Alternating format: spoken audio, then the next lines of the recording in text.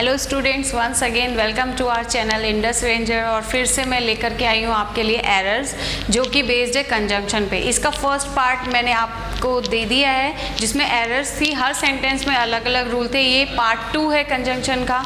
अब आप इसमें देखेंगे कि हर सेंटेंस में अलग अलग रूल है। तो फिर से मैं रिपीट करूँगी, कॉपी और पेन लेकर के रेडी रहें और साथ साथ उस वीडियो को नोटिस करें। एक एक सेंटेंस को पहले अपने से पढ़ेंगे वीडियो पॉज करके, फिर उसके बाद आप लोग एरर्स देखिए कंजंक्शन की एरर है तो बस कंजंक्शन फाइंड करना है कि अकॉर्डिंग टू सेंटेंस कंजंक्शन ठीक है कि नहीं। फिर उसके बाद आप वीडियो को पॉज करके उसमें अपने से नोट करें कि ये एरर है, फिर वीडियो को प्ले करें, फिर मेरी वीडियो को देखें कि मैंने कहाँ पे एरर बताई है। ठीक है, तो फर्स्ट सेंटेंस देखिए, no sooner did the jeep arrive at the station than a young officer jumped out of it. No sooner का मतलब होता है जैसे ही। ठीक है, अभी नो सूनर तो यहाँ पे देखिए जीप, जैसे ही जीप। एक चीज़ और ध्यान दीजिए, यहाँ पे नो सूनर के बाद हमेशा पास्ट की वर्ब आएगी, तो यहाँ पे चाहे हैड भी हो नो प्रॉब्लम। ठीक है, ठीक है। तो यहाँ पे कह रहा है no sooner did the jeep arrive at the station. ठीक है, बड़ी कठिनता से अभी स्टेशन पे जीप पहुंची थी, than a young officer jumped out of it. ठीक है, तो यंग ऑफिसर उससे कूद गया। तो यहाँ पे आपने याद रखना है, जैसे मैंने आपको बताया था हार्डली स्कार्सली के साथ व्हेन लगता है। ठीक है, तो आपने ये रूल भी याद रखना है, N no sooner N S और इसके साथ टी। नेस्ट, बर्ड्स के नेस्ट से इसको याद कर लेंगे, नेस्ट। ठीक है, बर्ड का नेस्ट होता है, तो नो सूनर और इसके साथ लगेगा देन। लेकिन कौन सा देन? THAN वाला देन। ये हमेशा याद रखना है। बच्चे ये याद रख लेते हैं कि देन लगा, लेकिन कौन सा, THEN वाला कि THAN वाला, ये कन्फ्यूजन हो जाता है। ठीक है, तो यहाँ पे आपने याद रखना है कि THAN वाला देन लगना है। अब देखिए यहाँ पे कह रहा है no sooner did the jeep arrive at the station, than वहाँ पे THAN वाला दिया है जो कि गलत है। यहाँ पे होगा THAN, than a young officer jumped out of it. ठीक है, now next, Mrs Sen told me that, Mrs Sen ने मुझे बताया दैट दो हर सन, यद्यपि उनका सन बहुत मेहनत करता है लेकिन फेल हो जाता है। फेल हो गया कोई भी मार्क्स लाने में पिछले एग्जाम में। ठीक है, तो आपने याद रखना है ये वाला रूल, ऑल्दो या फिर हो आपका दो। ठीक है, इनके साथ हमेशा आपको लगाना है येट। ठीक है, ऑल्दो दो के साथ हमेशा येट लगेगा। जैसे मैं सेंटेंस बोलूँ, अभी एनडीए के एग्जाम में भी क्वेश्चन आया था, क्वेश्चन ऐसे था, although he is poor comma he is honest. ठीक है, ऐसे क्वेश्चन है, तो सेंटेंस एकदम सही है। अगर आपने कॉमा लगाया है, ठीक है, तो येट लगाने की जरूरत नहीं है। लेकिन क्वेश्चन ऐसे नहीं था, क्वेश्चन था although he is poor but he is honest. ठीक है, तो आपने याद रखना है ऑल्दो दो के साथ बट नहीं लगता है, ऑल्दो दो के साथ येट लगता है। या तो आप इसको कॉमा लगा करके इतना इनफ करके छोड़े, या फिर अगर आपने यहाँ पे कुछ कंजंक्शन जोड़ना है, कॉमा तब नहीं रहेगा, तो आपने यहाँ पे बस येट जोड़ना है, बट नहीं। तो ऑल्दो दो के साथ हमेशा येट आता है। अब इस सेंटेंस में देखिए उन्होंने ऑल्दो के साथ यहाँ पे दो दिया हुआ है, दो के साथ यहाँ पे बट दे दिया है जो कि गलत है। यहाँ पे यूज होगा येट, यद्यपि, फिर भी वह फेल हो जाता है। ठीक है, येट मीन्स फिर भी।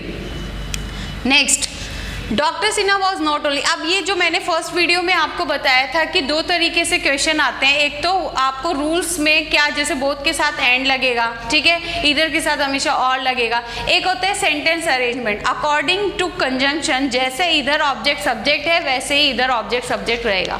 ठीक है, तो अब यहाँ पे देखिए क्या दिया हुआ है, यहाँ पे ये जो सेंटेंस है ये नॉट ओनली बट ऑल्सो और आपका इधर और नीदर और, ये जो क्वेश्चन है ये मोस्टली आपके आते हैं अरेंजमेंट पे। ठीक है, तो आपने देखा यहाँ पे नॉट ओनली बट ऑल्सो का क्वेश्चन है, नॉट ओनली बट ऑल्सो, तो आपने ध्यान देना है बट ऑल्सो के बाद क्या दिया है, टू द पुअर वंस दिया है, इट मीन्स ऑब्जेक्ट दिया है। तो आपने इधर भी सेम ऐसे ही आपको सेंटेंस का अरेंजमेंट करना है। और जो कि इन्होंने दे दिया, doctor Sinha was not only sympathetic, तो पहले ये सिंपैथेटिक होगा, यहाँ पे ये ऐसे होगा, फिर उसके बाद नॉट ओनली टू द होगा। तो सेंटेंस ऐसे बनेगा, doctor Sinha was sympathetic not only, ये आएगा यहाँ पे, not only to the rich patients but also to the poor.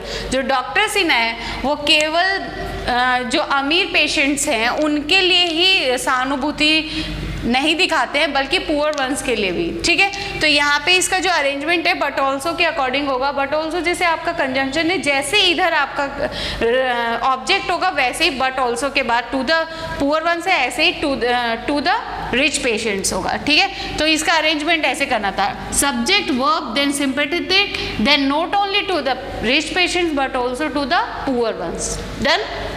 Next, he was lots of money and he dare not start दो बार स्टार्ट हो गया, dare not start a factory, ठीक है। ऐसे ये है क्वेश्चन आपका, ऐसे है, इसको ऐसे कर दे रहे हैं, स्टार्ट अ फैक्ट्री। डन।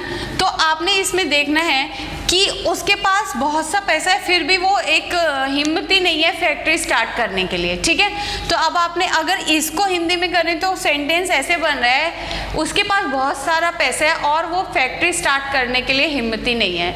लेकिन इसके स्थान पे अगर हम ऐसे पढ़ें सेंटेंस को, यद्यपि भी ना लगाएं तब भी ऐसे, उसके पास बहुत सारा पैसा है फिर भी वो फैक्ट्री स्टार्ट करने के लिए हिम्मत ही नहीं है, तो फिर भी ज़्यादा बेटर है। तो एंड नहीं होगा, यहाँ पे येट यूज़ होगा।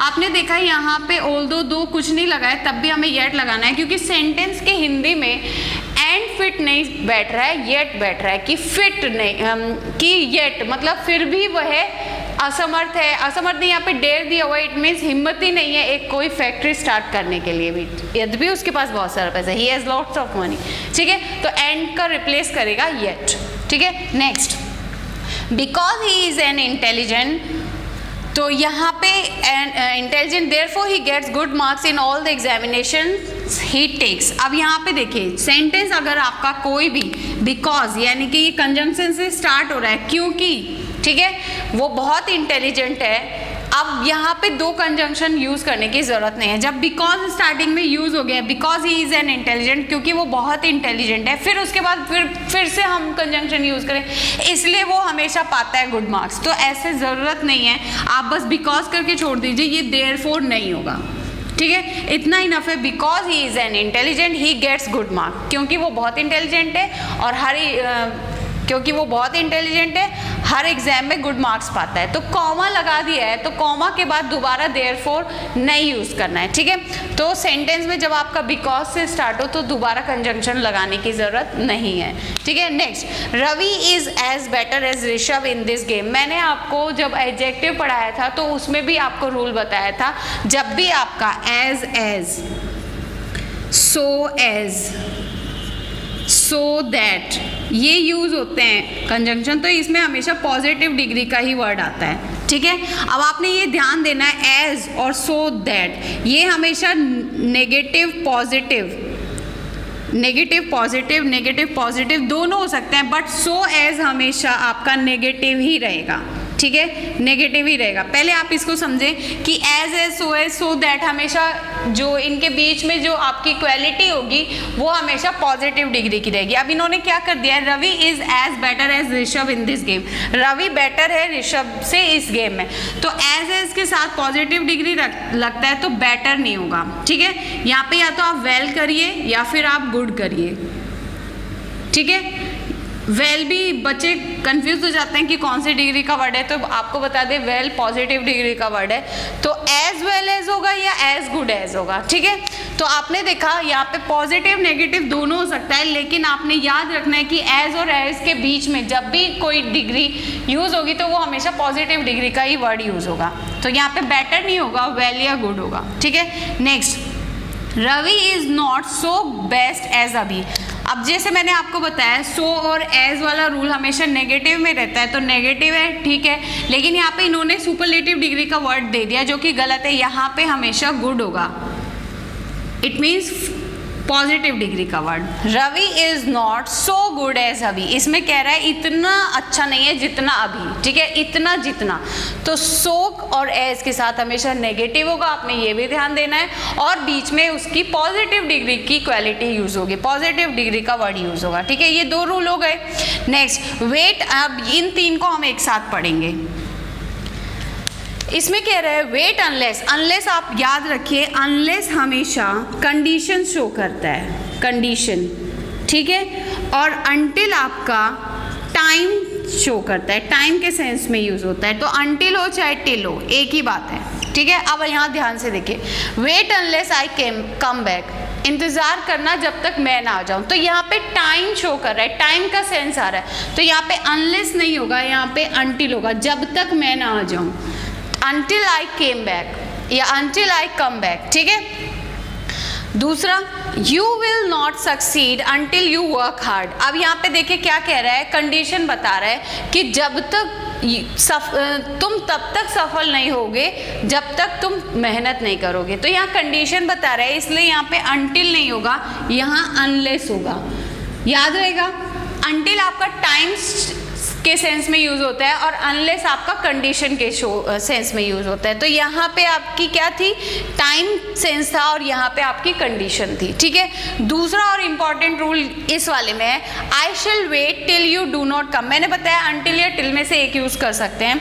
आई शेल वेट, मैं इंतजार करूंगा जब तक तुम नहीं आते। अब बच्चे क्या कंफ्यूज हो जाते हैं कि नहीं आते, अनटिल में तो याद कर लेते हैं कि अनटिल अगर स्टार्टिंग में लग गया या अनलेस लग गया तो आगे नॉट नहीं लगता है, लेकिन टिल में भूल जाते हैं क्योंकि उसमें यूएन नहीं है। लेकिन ध्यान देना है बच्चों, टिल अपने आप में नेगेटिव वर्ड है तो आगे डू नॉट नहीं होगा, अनटिल यू कम, जब तक तुम नहीं आते। तो इसका ये हिंदी भी ऐसे ही बनेगा कि मैं इंतज़ार करूंगा जब तक तुम नहीं आते, टिल यू कम।